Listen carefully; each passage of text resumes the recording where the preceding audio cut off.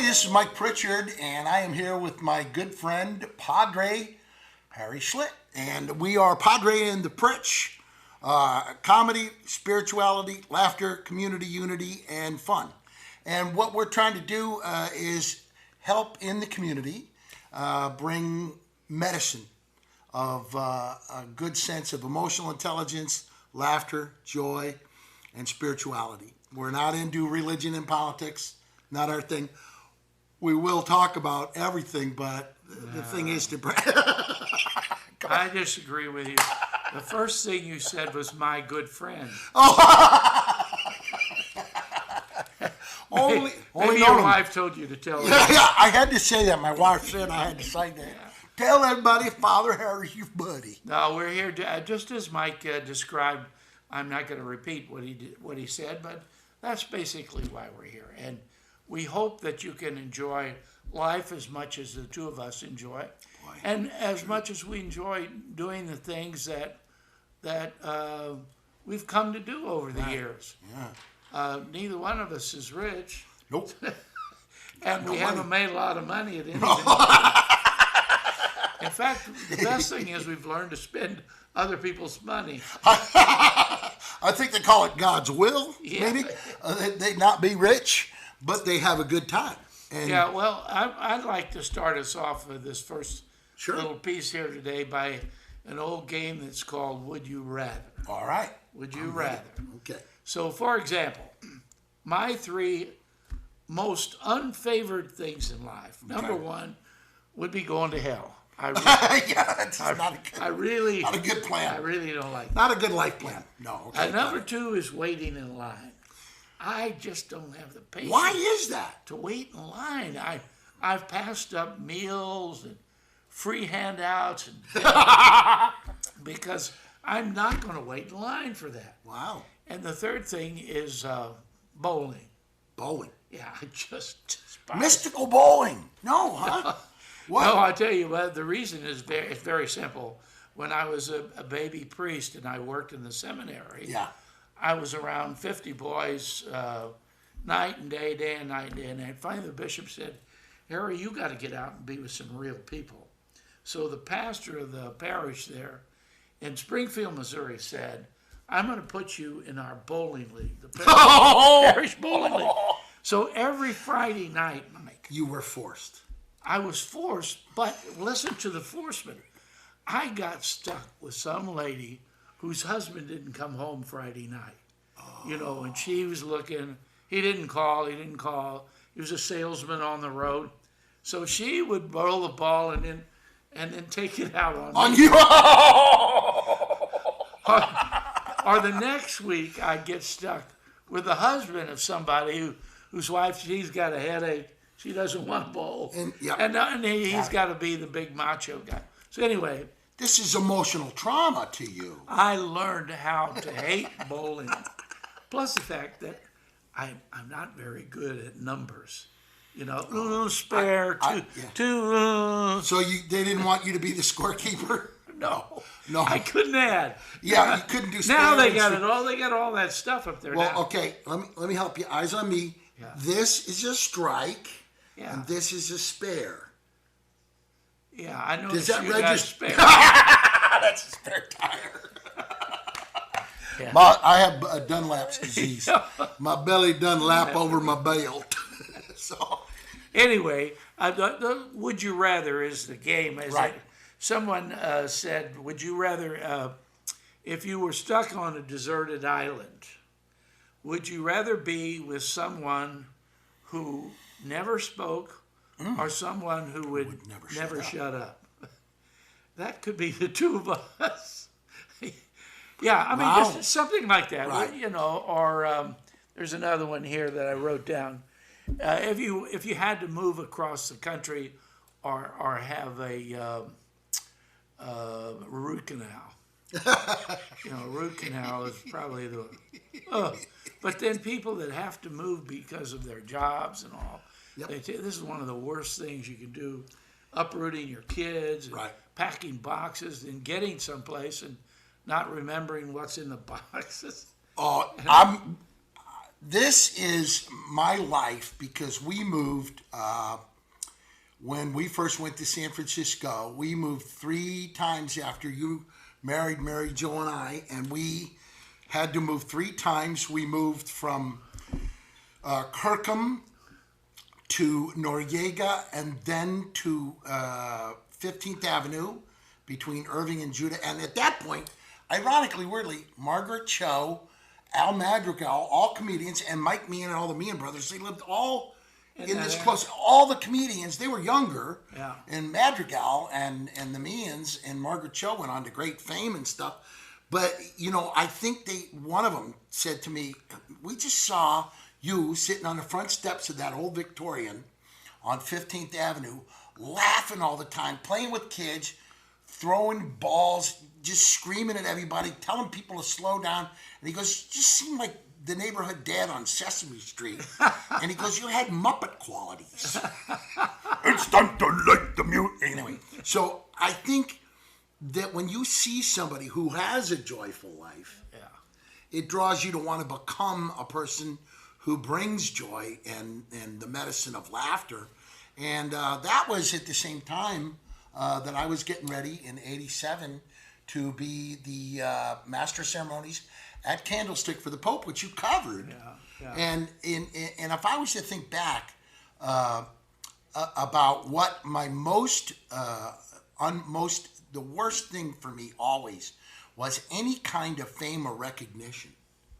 Because if you're in the newspaper, it isn't, and or on social media now, it isn't what you're doing that is good. It's what they're saying about this right now in media, in the comment sections of the news, the comment sections in internet, and you're sitting there going, fame is not good. I watched a famous writer, who writes expose named Wolfe.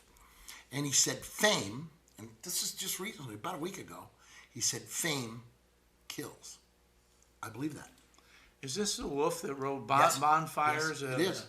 No. That guy's name was Wolfe, too. Yeah.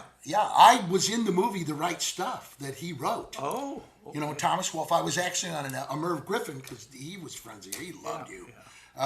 Merv Griffin was a great San Mateo guy, and, you know, I did not know that he was like one of the great band singers of all time, Merv Griffin. I got a lovely bunch of coconuts. Yes! That was an amazing song. That was his only song. Who cares? He made money. And then he became a billionaire off game shows, right? Yeah, right. He did. But I think that, thinking back, that this guy, Wolfe, is the one who just wrote the recent expose about 2 in a row about the Trump administration. And I can't remember offhand, I can't remember his first name. The first one was Thomas Wolfe. He was an amazing writer. He was epic. But this guy writes kind of like tabloid exposés. And they asked him, why do people talk to you? Why do they tell you everything? And he said, I don't know. I don't know. And he goes, I think they want to be famous. See, that's the title of my next book, is I'll Never Know.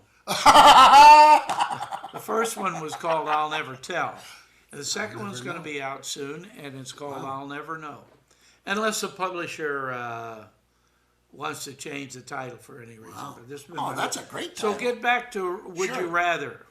So when you, let's just take that example. You Right. mentioned opening when the Pope Yeah. was here at Candlestick. Right. Well, you didn't get any bad publicity. Yes, I did, yeah. You did? Yes, yeah. What'd There was you an article in the paper, blue comedian to open for Pope. Blue? Yeah. You got a blue shirt on? No, but really, blue? Yeah. Blue And comedian you opened for probably, you were never blue. Not you might have been one night or another. You were never in church blue. This is Cape Girardeau in him, folks. He's not sophisticated like them San Francisco people. He moved out here to be amongst. But it was okay. And it was okay. But that was the title. And how do you defend yourself against the negative? And the other thing is, you know, every time I ever did something, one time I had I had rescued somebody, and they put it in the paper, and they put it on the news, and you heard from people going, that was a publicity stunt. Oh. And they were telling you did that. Somebody set that up so you could be a hero. And you're like, no. Talking to a suicidal man on crack off a ledge is not an easy thing to do. Yeah. But what I got was, I thought, I want less of this. Yeah. And then I watched, there was a moment when I saw that Robin was completely surrounded by people. And I looked at him, and I love Robin Williams. He was a good friend. And I watched the desperation in his eyes that he couldn't escape the crowd. And I thought, this level of fame can be somewhat injurious to the spirit of a human being. Yeah. And if you look through history at folks who achieve great amounts of fame, at some point there's a great amount of regret. And I watched it in an episode of Actors Circle. And they were all saying the same thing. I wished I would have known now. Like, I think Ted Danson made me burst out laughing because he said, the guy walked up and he goes, do you know how many people walk up to me and go, I'm in the middle of dinner with my friends, and they go, you're Ted Danson. Yeah. Yeah. And who are you? And, you're like, wow. Thank you for pointing that out. You can't be sarcastic. It's like that old joke you used to tell about the guy complaining that his flight was canceled. Yeah. And he said to the lady, do you know who I am? Excuse me, sir. Excuse me. Ladies and gentlemen, there's a man here who doesn't know who he is. Yeah.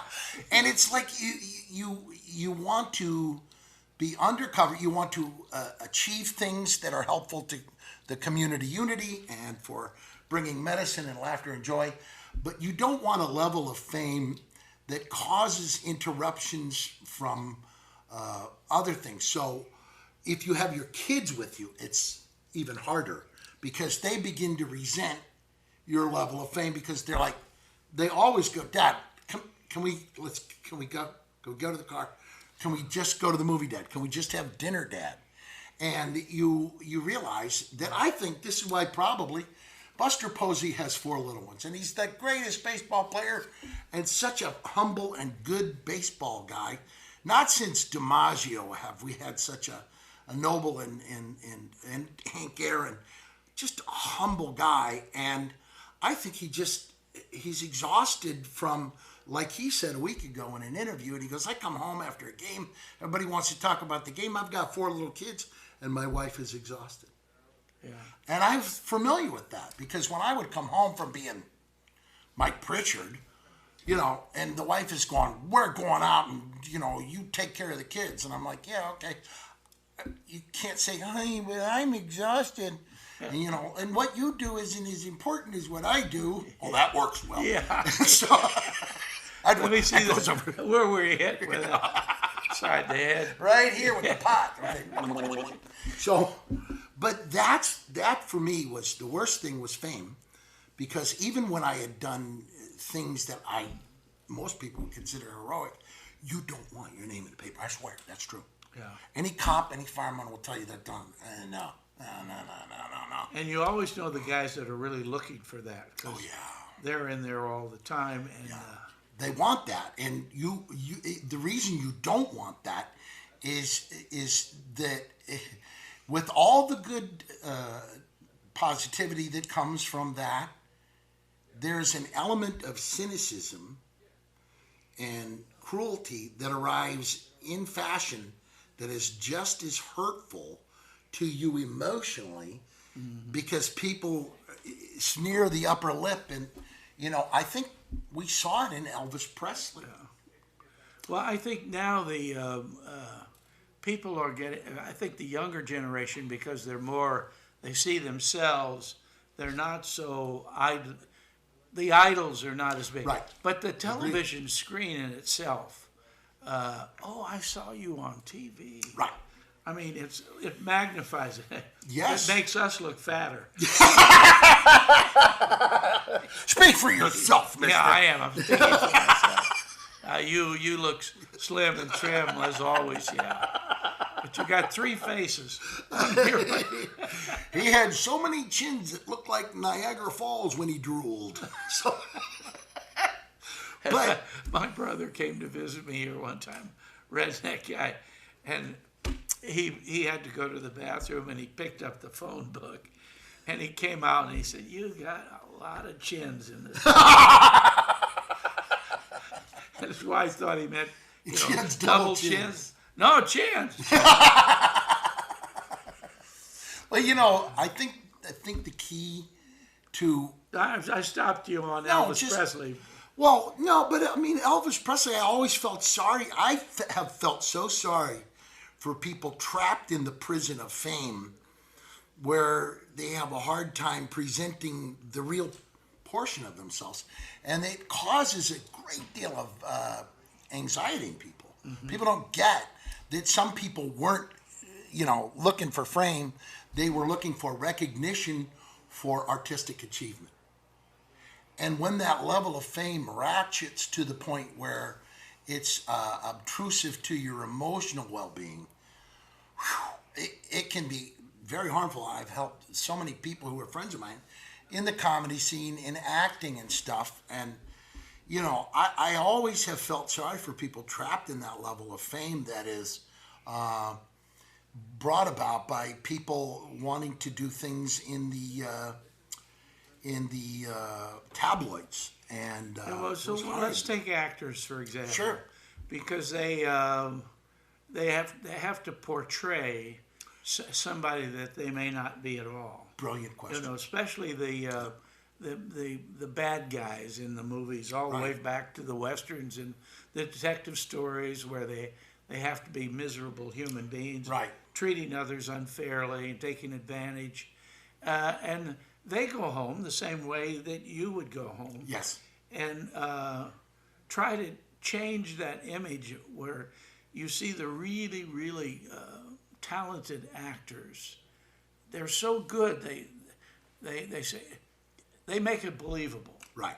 They make it believable. So much so that it would be hard to go home and take off your shoes and Yeah. turn on the television and be a normal person. And relax and be, normal is just a setting on a dryer, just learning to relax. And what got me was, for many of my friends who had achieved great fame, and I was around a lot of rock stars in the 80s, and I always felt that many of them were neurodiverse. In other words, they probably, because they were brilliant songwriters, they were Asperger high-functioning autistics that never explained that, or they had ADHD or dyslexia, and they had achieved these great things, and there was anxiety when they were put on the spotlight. And recently I was telling the young interns here that there's a movie about Bernie Madoff, and that Barry Levinson directed, and one of the kids wrote. And I was saying that, Levinson directed this film, and it was so overwhelming. Bernie Madoff loved the popularity at first when it was bringing in huge sums of money, but when it turned out to be a Ponzi scheme and it collapsed an entire economy, his two sons died. One from cancer and one from suicide.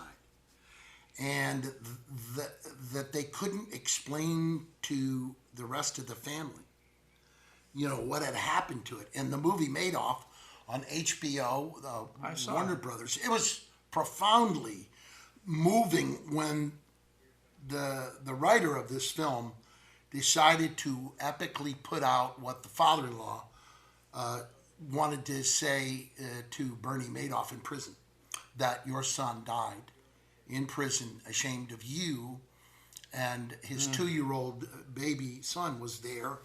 And I mean, this sounds filled with grief and maybe a little dark, but folks, the reality is that if greed becomes the most important thing you have, money, power, fame, that kind of stuff, they look shiny and bright like a diamond, but they can be the chunk of coal that they came from in many ways. Right.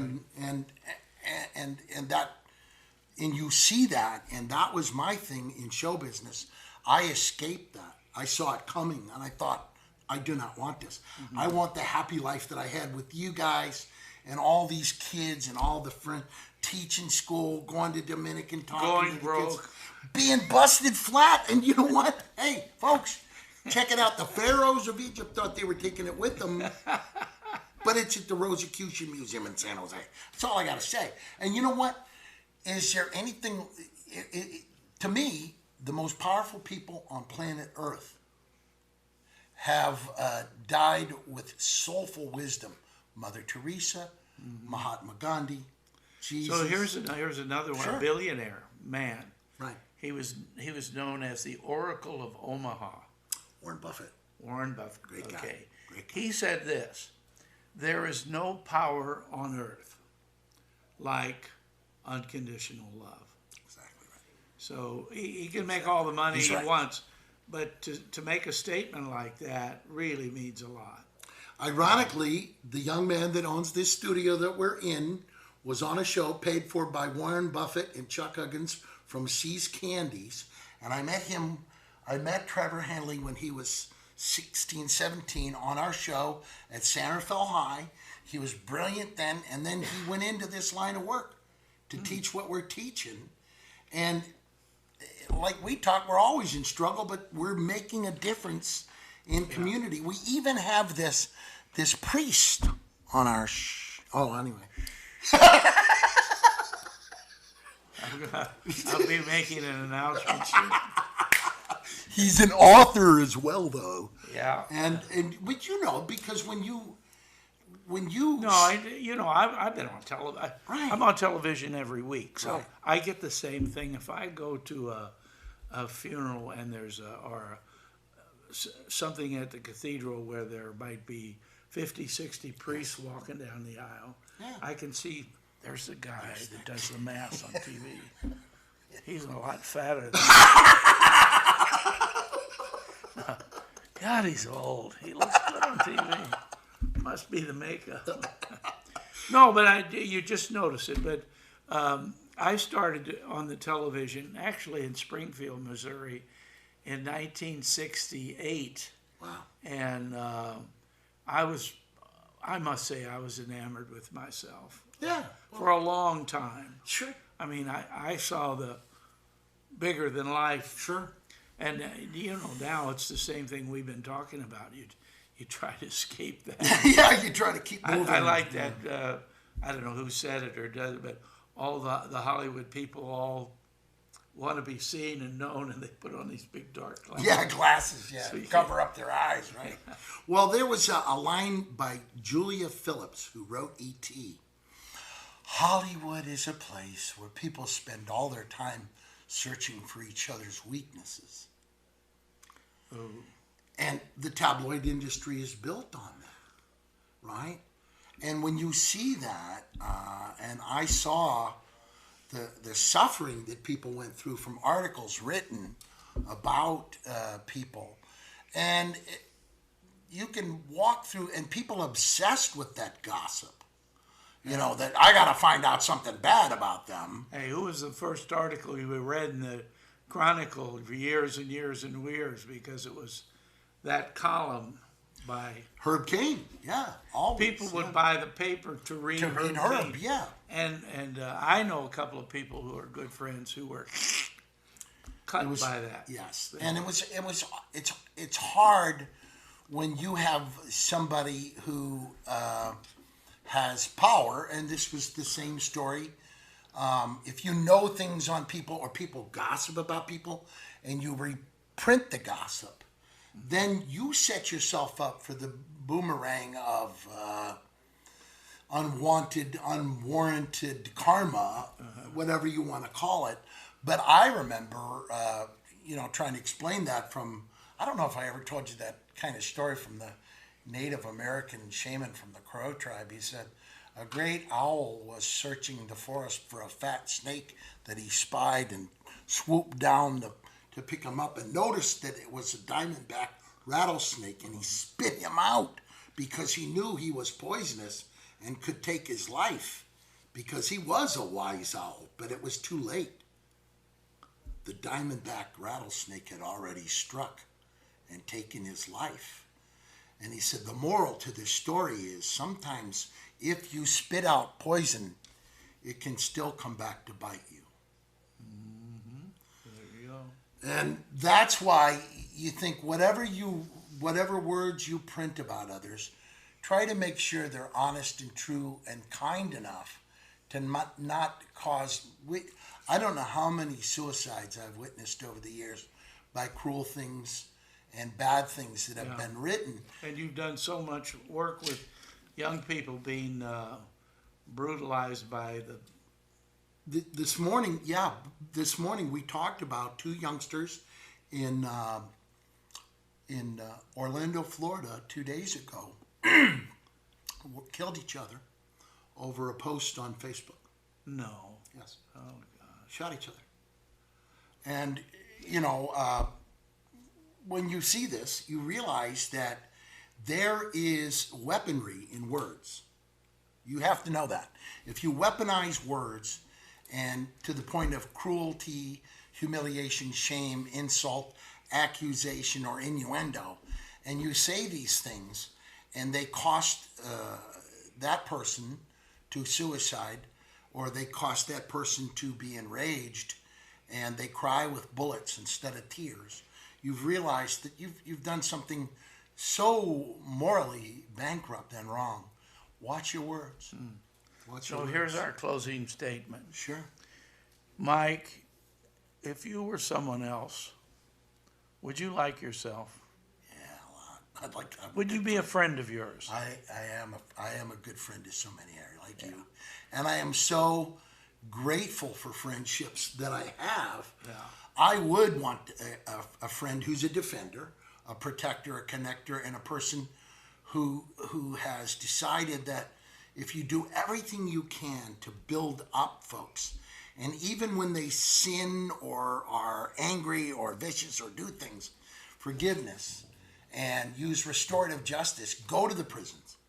Go to the prisons and say, hey, you got to make this right inside yourself first and then in the community. Yeah. And that restorative justice is so good for all of us because you reclaim the soul, you redeem the soul from their own self-destructiveness and shame, and nothing better. And as I pointed out, the dyslexic kid taught me, Harry, shame is me at the end of shh, shh.